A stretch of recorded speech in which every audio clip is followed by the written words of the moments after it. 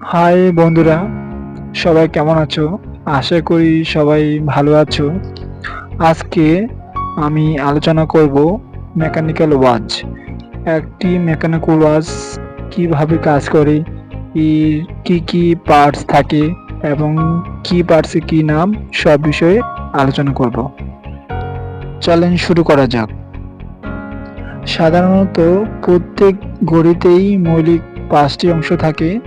চিত্রে যে ঘড়িটি দেখতে পাচ্ছেন সেটি হলো একটি মেকানিক্যাল পকেট ওয়াচ।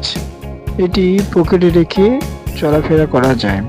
চলেন এখন শুরু করা যাক এর কি কি পার্টস থাকে। এর 1 নাম্বার পার্ট হলো এনার্জি বা শক্তি, যেখান থেকে এটি পরিচালনা করার জন্য শক্তি পাওয়া যায়। 2 নাম্বার হলো হুইলস বা গিয়ার। 3 নাম্বার হলো স্কেপম্যান। 4 নাম্বার হলো কন্ট্রোলার এবং 5 নাম্বার হলো টাইম ইন্ডিকেটর। চলেন এখন এগুলো নিয়ে বিস্তারিত আলোচনা করা যাক।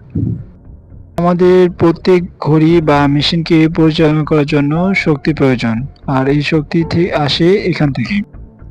এই অংশটার নাম হলো উইন্ডিং মেকানিজম, যা আমরা প্রায় সময় হাত দিয়ে ঘুরিয়ে থাকি।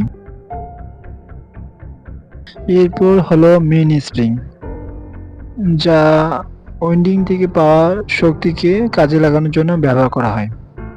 এর পরের অংশটার নাম হলো ব্যারেল, যা মেইন স্প্রিং থেকে পাওয়া শক্তিকে গিয়ারে ট্রান্সফার করতে ব্যবহার করা হয়।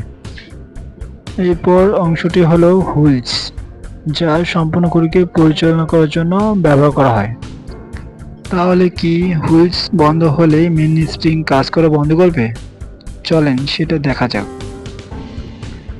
এর পরের অংশটি হলো স্কেপম্যান, যাকে মেকানিক্যাল ওয়াচের প্রাণ বলা হয়।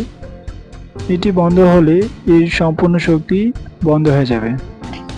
এর মধ্যে আরেকটি অংশ হলো স্কেপ হুইলস। এর পরের অংশটি হলো প্যালেটস, যেটা স্কেপ হুইলকে লক ও আনলক করার জন্য ব্যবহার করা হয়। এরপর হলো স্কেপ হুইল থ্রট, যেটা প্যালেটকে পুশ করার জন্য ব্যবহার করা হয়।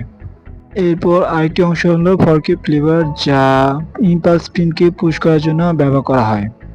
এটার নাম হলো ইম্পালস পিন। এরপর হলো কন্ট্রোলার। এই কন্ট্রোলারটি পুরো স্কেপমেন্ট এবং ব্যালেন্স অ্যাসেম্বলিকে নিয়ন্ত্রণ করে। এই অংশটার নাম হলো ব্যালেন্স অ্যাসেম্বলি, যা কিনা অর্ধ ঘুরে আবার পূর্ব অবস্থায় ফিরে আসে। ভিতরে যে পেঁচানো তারের মতো অংশগুলো দেখতে পাচ্ছেন সেটার নাম হলো ব্যালেন্স স্প্রিং, সেটি সবসময় কাজ করে। এরপর হলো টাইম ইন্ডিকেটর। এর প্রতিটি অংশ একটি নির্দিষ্ট সময়কে নির্দেশ করে। এরপর হলো কমন পিনিয়ন, এটি মিনিটকে নির্দেশ করে। আওয়ার হুইল, এটি ঘন্টাকে নির্দেশ করে। আর ওই ছোট অংশটি যে দেখতে পাচ্ছেন ফ্রন্ট হুইল, সেটা সেকেন্ডকে নির্দেশ করে। ওকে বন্ধুরা, ভালো থাকবেন সবাই এবং আমার চ্যানেলটা সাবস্ক্রাইব করবেন এবং লাইক কমেন্ট করে জানাবেন কেমন লাগলো ভিডিওটা।